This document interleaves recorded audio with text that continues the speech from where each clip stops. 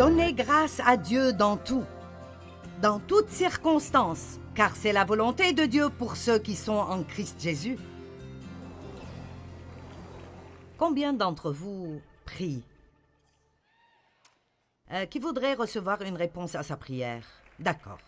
Eh bien, je vous parlerai un peu de comment les paroles que nous disons quand nous ne prions pas. Allez, vous me comprenez? Comment les paroles que nous disons quand nous ne prions pas affectent nos prières. J'ai une petite phrase que j'utilisais pendant les 2 dernières années, appelée « Priez et dites ».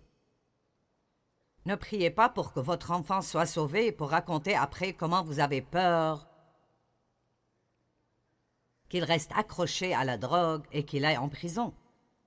Priez et dites. Priez et dites. Ésaïe 58, verset 9.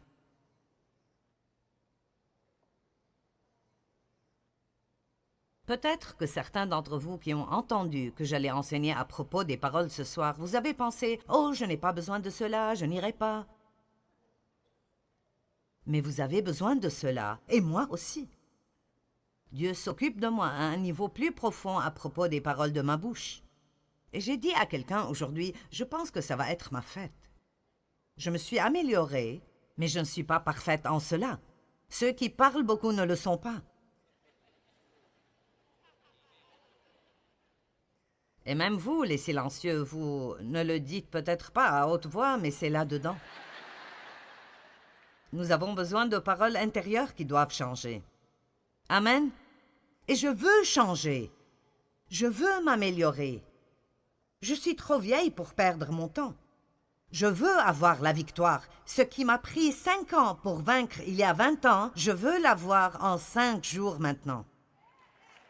Je ne veux pas traîner et traîner, je veux que Dieu me montre la puissance de mes paroles d'une telle façon que j'aurai en moi une crainte révérentielle de Dieu pour ne pas dire des choses qui me blesseront ou blesseront quelqu'un d'autre.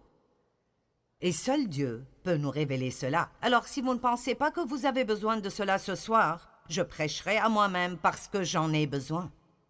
Amen. Ésaïe 58. Verset 9, Ésaïe 58 parle de ce qui plaît à Dieu et ce qui ne lui plaît pas. Mais ceci parle des prières répondues et les paroles de notre bouche. Quand tu appelleras, l'Éternel répondra. Quand tu crieras à l'aide, il dira « Je suis là ». Ah, combien d'entre vous voudraient cela?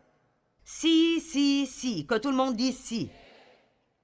Si, du milieu de toi, tu supprimes le joug de l'oppression, où que tu le trouves, les gestes menaçants, vers l'opprimé ou le juste, et tu supprimes toute forme de propos erronés, sévères, injustes et méchants.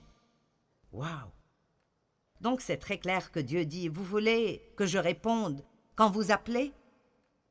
Vous voulez que vos prières soient répondues très rapidement? Alors, voici quelques trucs que vous devez faire pour rendre ces prières plus efficaces. J'ai pris un engagement, novembre passé ou décembre, que je voulais prier plus que jamais. Et cela ne veut pas dire que je suis à genoux des heures chaque jour. Ça veut juste dire que je prie à propos de choses tout de suite. Je regarde et je prie, je vois des choses, je prie immédiatement, avec toutes sortes de prières, la gratitude, la louange, la pétition, l'intercession pour d'autres personnes. Et je veux que ces prières soient répondues. Je ne veux pas être engagée dans quelque chose qui est infructueux et où je perdrai mon temps. Et je crois, pour moi, alors je partagerai avec vous ce que je reçois pour moi. Je crois que Dieu s'occupe de moi à un niveau plus profond à propos des paroles de ma bouche, parce que si je prierai plus et aurai de meilleures réponses plus vite, alors il doit me montrer l'autre côté de cela aussi. Et je ne pense pas que j'ai toujours un grand problème avec ma bouche, mais tout problème est trop grand pour être gardé et ne pas nous en occuper. Amen.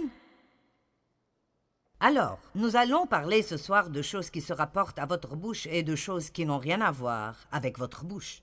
Nous allons commencer par ce que nous ne devons pas faire.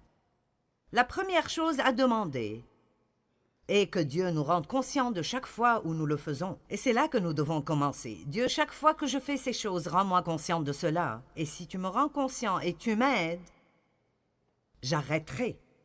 Nous avons besoin de l'aide de Dieu Mais sûrement, s'il nous rend conscients et nous donne la grâce, nous voudrons sa volonté assez pour arrêter. La première est d'abandonner les grognements, les râlements, les critiques et les plaintes.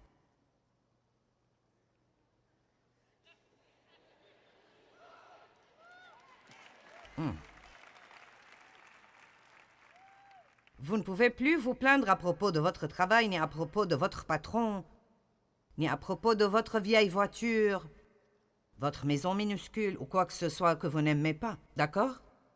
Ce mari pour lequel vous avez cru Dieu, ces enfants pour lesquels vous avez prié. Les Israélites ont marché dans le désert pendant 40 ans pour faire un trajet de 11 jours. C'est triste. Et l'une des plus grandes raisons est qu'ils n'arrêtaient jamais de se plaindre. Quand ils auraient dû remercier, ils ont grogné. Quand ils auraient dû se rappeler et prophétiser les promesses de Dieu, ils grognaient et se plaignaient. Ils râlaient à propos de Moïse, ils râlaient à propos de Dieu, ils râlaient à propos de leur manne miraculeuse qui tombait du ciel. Sûrement qu'ils râlaient à propos de la nuée et de la colonne de feu aussi. Ils grognaient à propos d'absolument tout. Lisons ces versets pour que vous sachiez que je dis la vérité. Exode 15, 24. Est-ce que quelqu'un d'entre vous grogne parfois? Écoutez-moi, les femmes savent bien marmonner. Maintenant, je ne dispense pas les hommes, mais nous avons ceci entre nos dents. Je pense maintenant à quand Dieu s'occupait de moi il y a des années, si fortement à propos d'être une épouse soumise. Et cela a été difficile pour moi parce que j'ai été abusée et je m'étais juste fait beaucoup de promesses. Aucun homme ne me dira jamais quoi faire de nouveau. Et alors, vous faites des vœux comme ça pendant une longue période de temps et puis vous avez des difficultés à être soumise à quoi que ce soit avant d'avoir une révélation à ce propos. Donc je me souviens que Dave n'était pas d'accord avec moi à propos de quelque chose et il voulait faire quelque chose d'autre. Et je disais « D'accord ». Puis je partais « Oui chérie, c'est toujours toi. Tu dois toujours avoir ce que tu veux. Non. » Maintenant, je sais que personne d'entre vous ne fait ça. Je vous dis juste comment j'étais. Mais vous savez, où votre patron vous dit quelque chose et vous souriez, et puis vous partez « C'est abruti, tout ce qu'il fait toujours est... Ou même pire encore, vous allez du râlement au commérage tout carrément. Prenons ceci à un niveau plus élevé. J'en suis plus folle chaque minute. J'aime mon message ce soir, je ne sais pas pour vous, mais je l'aime bien.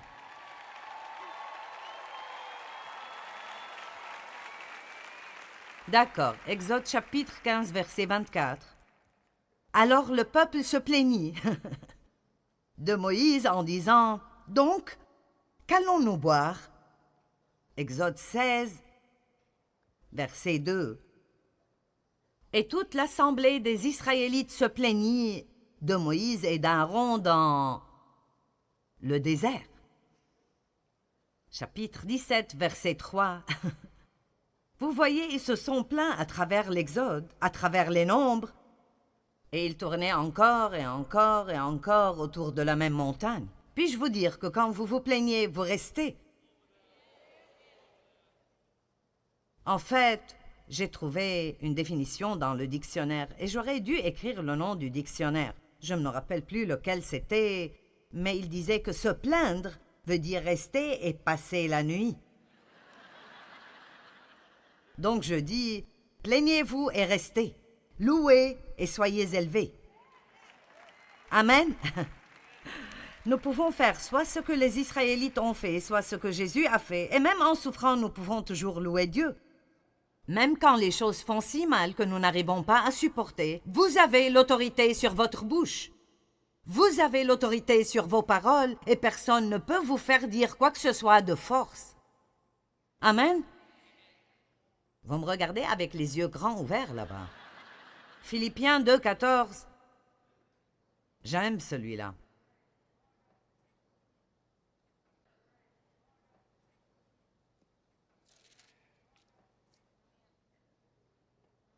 C'est drôle, parfois je vous dirais juste, ouvrez à Philippiens 2, 14 et lisez-le en silence. Je n'ai pas besoin d'attendre très longtemps. Et c'est comme... Faites toutes choses. Toutes choses. Oh, mon Dieu. Je ne peux pas me plaindre quand je nettoie la maison. Je ne peux pas me plaindre quand je conduis dans l'embouteillage. Je ne peux pas me plaindre à propos des prix élevés. Je ne peux pas me plaindre à propos du gouvernement.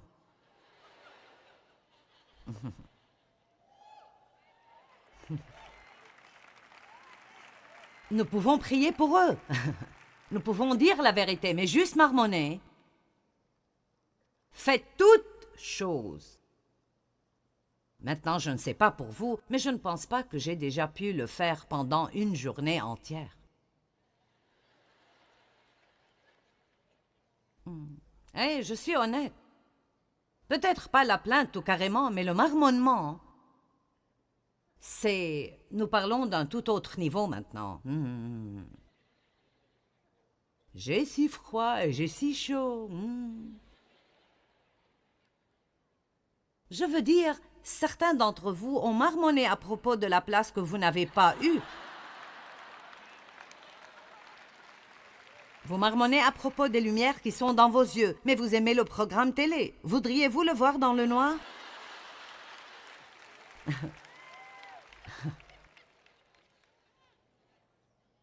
Vous savez, nous sommes accros au confort. Juste absolument, dans notre société, nous sommes accros au confort. Je veux dire, je pourrais aller en Inde et les gens marcheraient pendant des jours, et je n'exagère pas, des jours, pour venir à une conférence. Ils s'assoiraient dans un champ en plein air. Ils s'assoiraient là, et je ne sais pas comment ils font cela, mais ils s'assoiraient toute la journée et n'iraient même pas à la salle de bain. Et je dis, je ne sais pas quel genre de vessie vous avez, mais j'ai besoin d'une pause.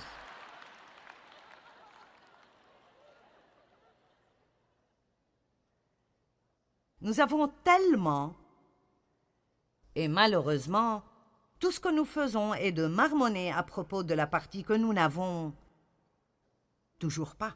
Mais cela peut changer. Ça peut changer rapidement, ça peut changer radicalement, et nous pouvons prendre la décision ce soir. C'est le moment, je trace la limite maintenant. Vous pouvez inviter Dieu, mais ne lui donnez pas une invitation si vous ne voulez pas qu'il l'accepte. Mais vous pouvez inviter Dieu. Je veux, Seigneur, que tu contrôles ma bouche et je veux que tu commences à me faire savoir chaque fois que je te déplais avec mes paroles. Ne me laisse plus vivre comme cela. Je ne veux plus vivre avec cela.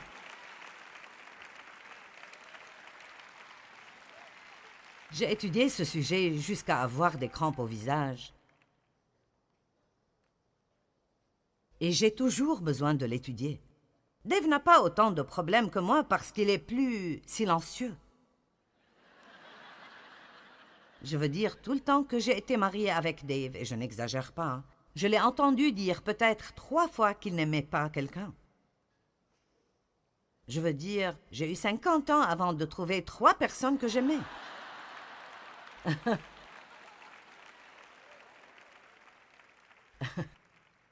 Eh bien, les opposés s'attirent.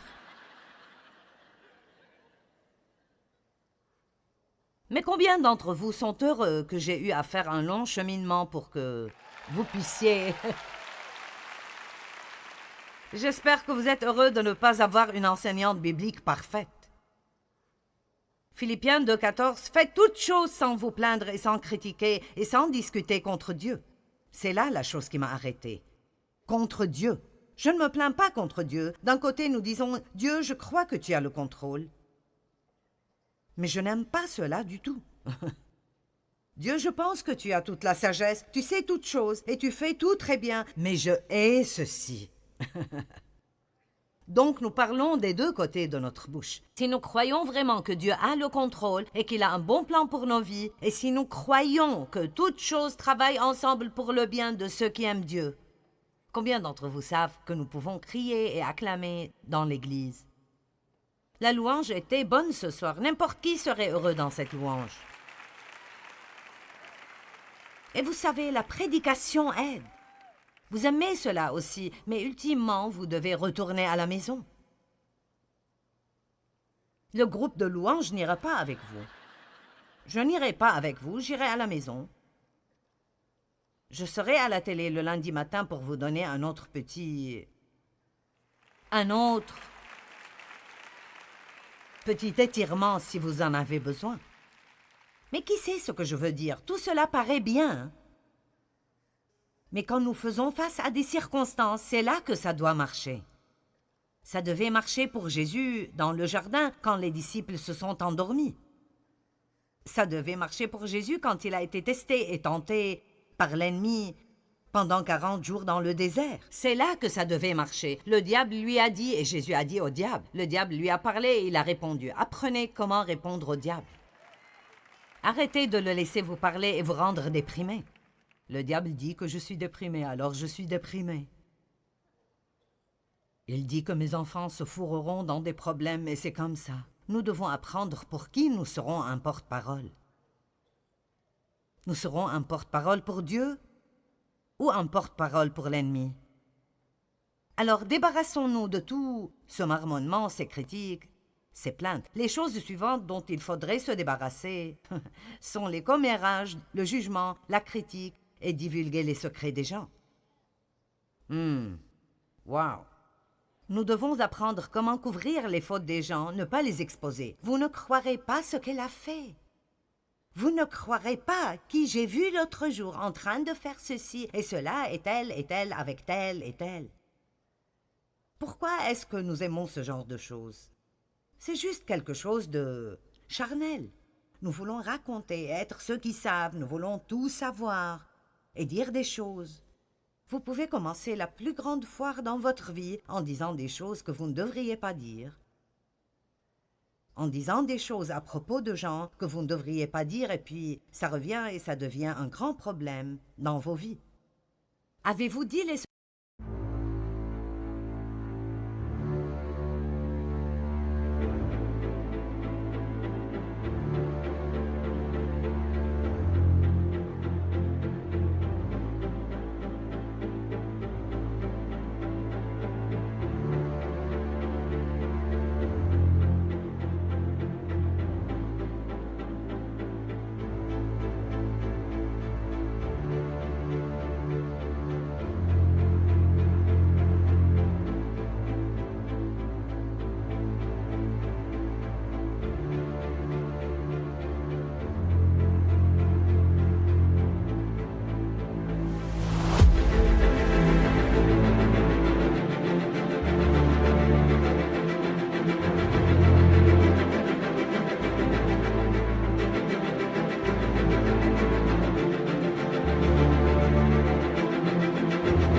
de quelqu'un et puis ils ont découvert que vous avez dit leur secret?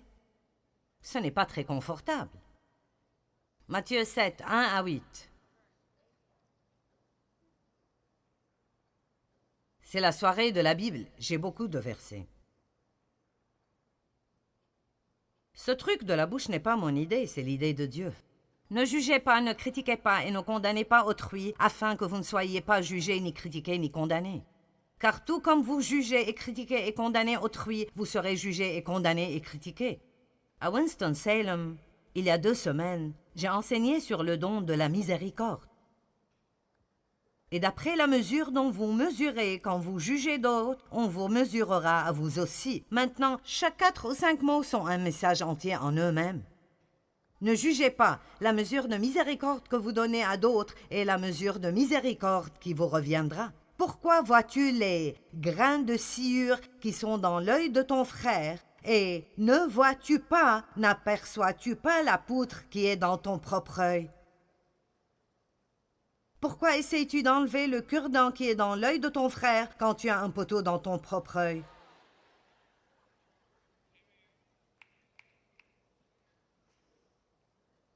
Jésus a dit que celui d'entre vous qui n'a jamais commis de péché lance la première pierre. La meilleure façon que je connaisse, la seule façon correcte dont nous devons juger quelqu'un d'autre. Maintenant, je ne parle pas de juger le péché. Nous devons savoir ce que le péché est et nous devons pouvoir juger ce péché, mais nous ne devons pas juger les pécheurs. Il y a une différence. Eh bien, je ne ferai jamais cela. Faites très attention. Je ferais très attention si j'étais vous. Je l'ai dit et j'ai dû ravaler mes mots aussi. Combien d'entre vous comprennent d'où je viens? Et je ne parle pas de s'occuper de choses d'une manière divine. Je ne parle pas de cligner les yeux au péché et regarder par-dessus les méfaits. Je ne parle pas de ça. Je parle de ce que je crois être une attitude haineuse envers les gens. Je crois que ce jugement dont il parle est une attitude envers les gens qui jugent. Comment peux-tu faire cela? Je ne peux pas croire que tu as fait cela. Nous savons ce qu'ils ont fait, mais seul Dieu sait pourquoi ils l'ont fait. Je peux vous le dire, il y a des gens qui sont si blessés que nous n'avons aucune idée de pourquoi ils font les choses qu'ils font. Mais la plupart des gens ne sont pas simplement méchants, qui se lèvent et essaient de faire des choses horribles. Il y a quelque chose qui est arrivé dans leur vie qui leur fait toujours mal, ou quelque chose qui arrive dans leur vie qui leur fait mal. Quelque part dans leur vie, il y a un déficit et ils font peut-être la mauvaise chose pour essayer de le combler, pour remplir un vide dans leur vie, pour remplir un grand vide dans leur vie, et ils choisissent les mauvaises choses pour essayer de le combler. Et s'il n'y avait pas la grâce de Dieu, je serais foutu. Amen. Donc nous pouvons dire, vous savez, eh bien, ce frère est dans l'adultère et c'est mauvais, je vais prier. Amen. Verset 5. Hypocrite. Retire d'abord la poutre de ton propre œil, et tu verras assez clair pour ôter la sueur de l'œil de ton frère. Gardez-vous de donner ce qui est sacré, ce qui est notre capacité d'aimer les gens, aux chiens, et ne jetez pas vos perles devant les porcs, je pense que c'est les esprits mauvais, de peur qu'ils piétinent vos perles et que les chiens se retournent contre vous pour vous déchirer. Donc nous ouvrons une porte pour l'ennemi dans nos vies quand nous ne marchons pas dans l'amour. Mais j'aime cela. Continuez à demander et vous recevrez. Continuez à chercher et vous trouverez. Continuez à frapper et l'on vous ouvrira la porte. Donc il va tout de suite de parler de ne pas juger ni critiquer les gens à la prière et à persévérer dans la prière. Donc nous ne pouvons pas juste penser que ce sont deux sujets totalement indépendants. Il doit dire ici... Je veux que vous priez et que vous frappiez jusqu'à ce que quelqu'un ouvre et que vous cherchiez jusqu'à ce que vous trouviez. N'abandonnez jamais la prière. De bonnes choses arrivent, mais comment traitez-vous les gens? Faites attention à l'attitude que vous avez envers les gens. N'ayez pas un esprit critique, hypocrite, de jugement envers les gens. Montrez plus de miséricorde. Dieu peut répondre à nos prières beaucoup plus rapidement si nous montrons plus de miséricorde que de jugement et de critique. Amen.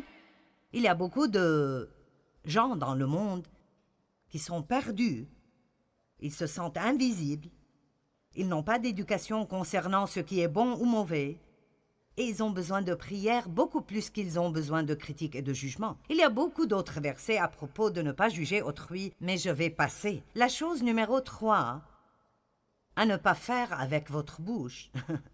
Ne donnez pas...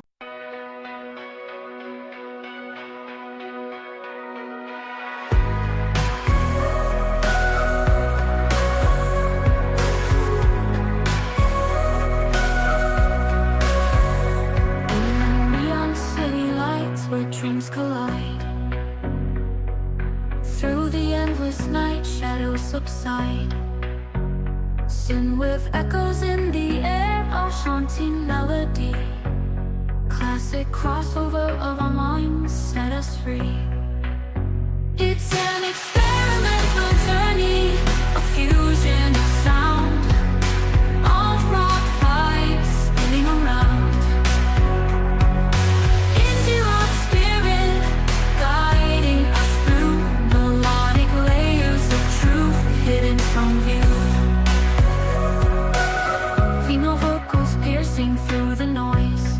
Votre opinion quand on ne vous la demande pas.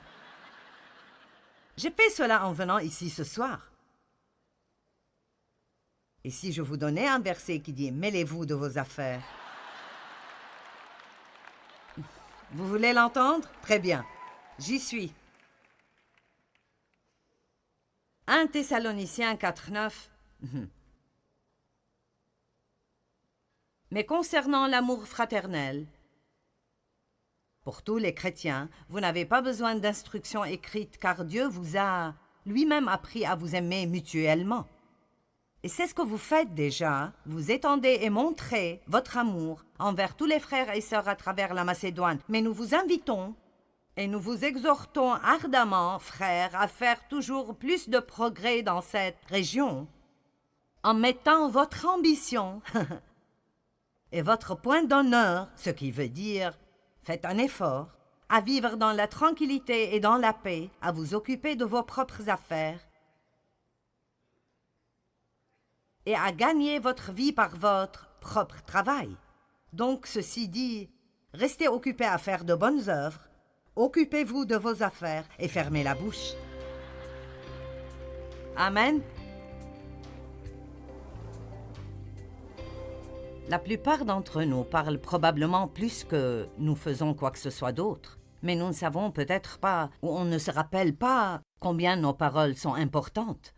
Nous pouvons dire des paroles de marmonnement et de plainte, et ça fera que tout le monde autour de nous se sente mal, et ça nous fera nous sentir mal, et ça ouvrira la porte pour que le diable travaille dans nos vies. Ou nous pouvons ouvrir nos bouches et être reconnaissants. Il y a tellement de choses pour lesquelles nous sommes reconnaissants, et je crois que cela libère la puissance de Dieu dans nos vies. Utilisez votre bouche pour quelque chose qui sera bien pour vous et pour tout le monde autour de vous.